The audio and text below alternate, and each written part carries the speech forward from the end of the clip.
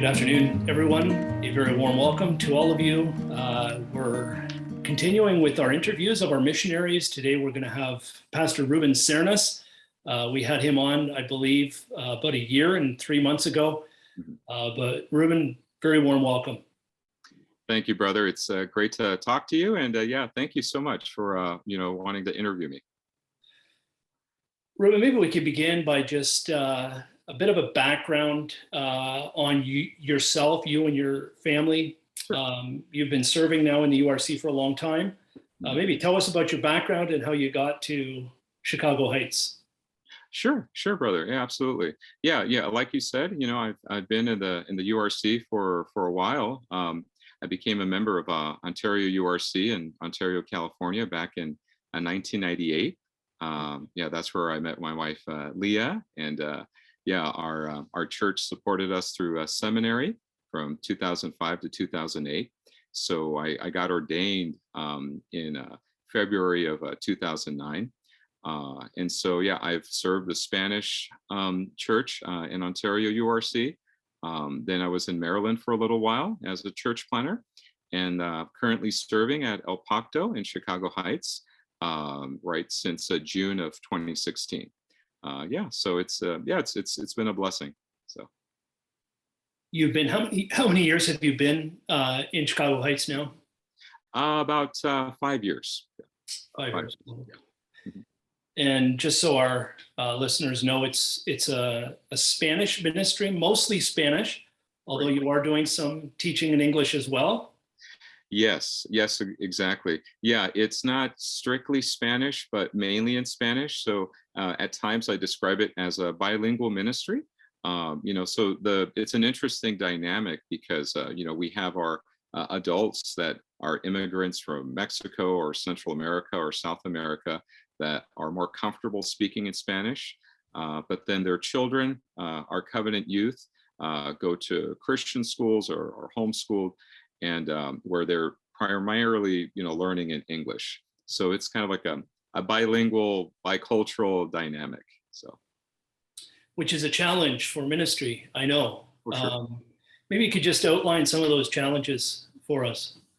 Yeah, absolutely, brother. Since most of our people are comfortable speaking, in Spanish, and then our mother church is, mainly English speakers, there's definitely a language, barrier.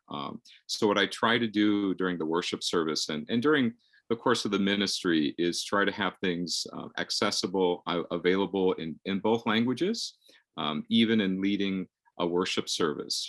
I announce all the parts of the liturgy in English and Spanish. I have an English transcript of the sermon.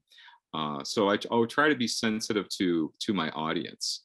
And as far as like how it translates in the life of the church and other aspects, with Sunday school, it's like the adults, I'm teaching them in Spanish. Like we've gone through the 3 forms of unity, and we're going to go through the URC church order in Spanish. But our covenant youth from like elementary to high school, they're learning, the catechism and all our 3 forms of unity in English. So it's kind of straddling between 2 worlds constantly. So, And the younger generation always wants to speak more English than Spanish, I imagine. Right. Yeah, that's what they're comfortable in. Yeah, absolutely. So. Now you're involved in a lot of different things. Maybe you could outline some of kind of your main activities. Sure, absolutely, brother. Yeah, on the typical Lord's Day, for example, what we have is we have our worship service, fellowship time, and Sunday school. And then during the week and during the course of the year, we have an English class. And because of COVID and restrictions, it used to be face-to-face, but now, I record videos and it's online. And then this past summer, I mentioned this a little bit in my article, we were able to have a community dinner at a local park in a Hispanic neighborhood in Chicago Heights. So we're thankful that we're able to go back to face-to-face evangelism. But one of the things I'm noticing in the Hispanic community, at least in this part of the country, is that there's a real concern, almost dare I say, even fear about COVID. And the news that they're listening to and everything that they're hearing. I see people that are a lot more strict when it comes to masks and, taking a lot of precautions, more so than maybe with other groups. So that's definitely, I think, been a hindrance, because people are so worried about getting COVID or the Delta variant or something, that in some extreme cases, we haven't seen them for a while. So, Yeah. it's like our older members, especially, that kind of fall in that vulnerable category. Yeah, I get that, especially with how COVID has hit the Latin world. That's been more, I think it's been harder there. I know in Mexico, for example, there have been a lot more deaths of people that I know Mm, in the States or in Canada. mhm, So yeah, that's a challenge. mhm. Um, are you able to do any Bible studies in homes, or is that pretty much, has that changed and now, or do you feel like that's about to open, or people are getting more comfortable enough to begin to do it? I think so, brother. Because we had to shut a lot of things down face to face and in close proximity to each other, for most, at the very beginning.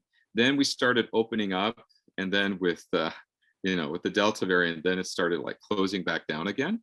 And then you're always dealing with kind of changing regulations and restrictions, I guess, depending what part of the country you are. Like in Illinois, it just seems more strict, but in Indiana, not as much, which is a neighboring state. So it depends. I talk to people and they say, like, if they go to a certain part of the country in the States, it's not as strict, but other parts, very strict. So, and it definitely influences if people will participate or not. But Lord willing, it is slowly opening up. And yeah. So, Yeah, similar in Canada. I think we're a little tighter even here in yeah. Canada than you are in the States, but Yeah. certainly does make those face-to-face events a challenge. Mhm, mhm. Um, is there a family or an individual that you've been working with recently that you can tell us about? Sure. Yeah, absolutely. Yeah, there are two different households that are pursuing membership. So yeah, it's great to work with them. One in particular is a husband and wife with three kids, younger children. So like every week, I meet with them, and in their particular case, they're perfectly comfortable me meeting in their home and going through membership questions and going through the catechism. And yeah, they definitely love the word and appreciate our ministry, and learning about their background. It's like, in addition to teaching them the membership questions, it's like they've just shared so much about the bad experiences that they've had in other churches. As one example, if in other churches it's health, wealth, prosperity gospel, or people just hearing different pastors preach on a particular text but not explaining its context, or giving a legitimate application of that text, but kind of getting on their soapbox and going off on a tangent on something else. So yeah, so when people are, I'm seeing them, grow in their faith, and they appreciate how we want to teach the word, and handle it in its proper context. Yeah, they definitely appreciate that. So Beautiful to see in those face-to-face meetings, just to see people grow, isn't it? yeah, absolutely. That was one of my loves as a church planting pastor, just to see in those very intimate settings where they can ask the hard questions, Mhm. and just to be able to see what God's word actually says. And many times it's for the first time, even though they've been in Christian evangelical churches for a long time. Right. Yeah, that's been my experience, brother. And when they ask questions about certain verses and how different people in their lives have interpreted this way or that way, and then trying to get a clear answer, yeah, they really appreciate it.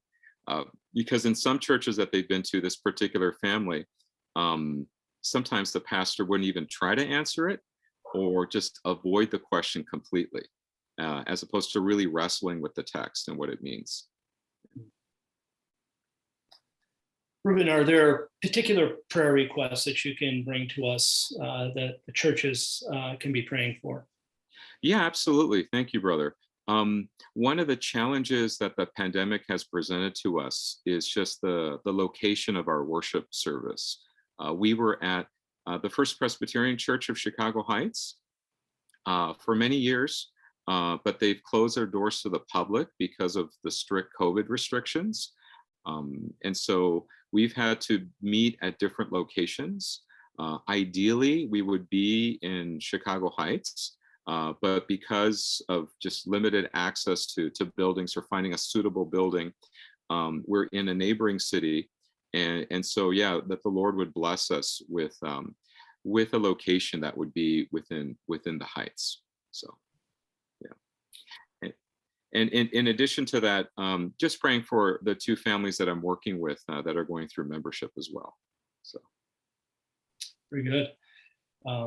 There is a picture of the church that you are presently worshiping in. That's going to be in the trumpet this month. So for those who are interested, please refer to Ruben's. It's on the front page of the trumpet this month. So, well, thank you so much, Ruben, for being with us once again. God's richest blessings. Know that the churches are behind you and that we continue to pray for you. Well, thank you, brother. Likewise, thank you for your work. Thank you for your labors. And yeah, it's good to talk to you again, Rich. Yeah, and greetings to your family, to Leah and the gang. Yeah, likewise. I hope your family's doing well. Thank you. Have a good day. Bye-bye. All right, bye-bye.